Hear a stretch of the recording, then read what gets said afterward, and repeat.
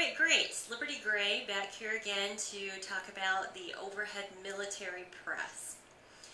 We just got done explaining how to do a proper clean. So I'm just going to go ahead and get the bell in position.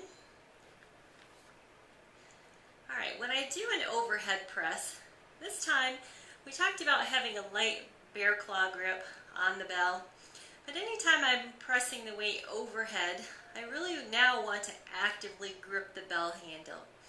And not only does this provide a safer position when it's overhead, so the bell is stable in your grip, but it also activates the larger muscle group of the lat, and that is part of your supporting base. We don't ever really want to separate your muscle groups, so we don't so much work biceps, triceps, shoulders, and back per se. Everything works in harmony together. So I'm going to create a crush grip on that bell.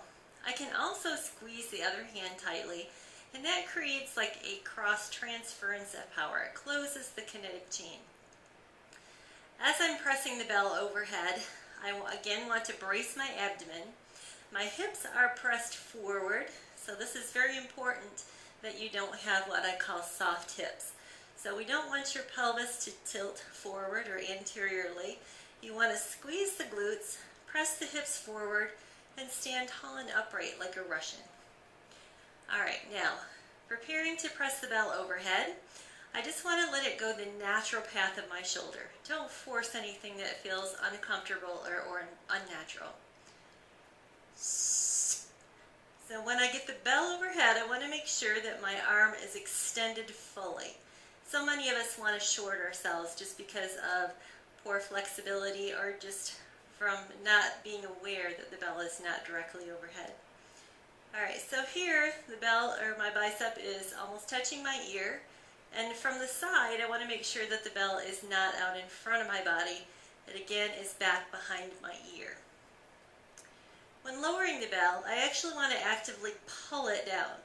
So I'm going to again use this larger muscle group of my lat, pulling it back into position and setting up again for my next lift.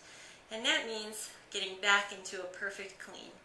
So when you're doing the press, don't be tempted to just bring it down to your shoulder and do your reps from this position. You always want to make sure that you're starting your lift from a good clean position.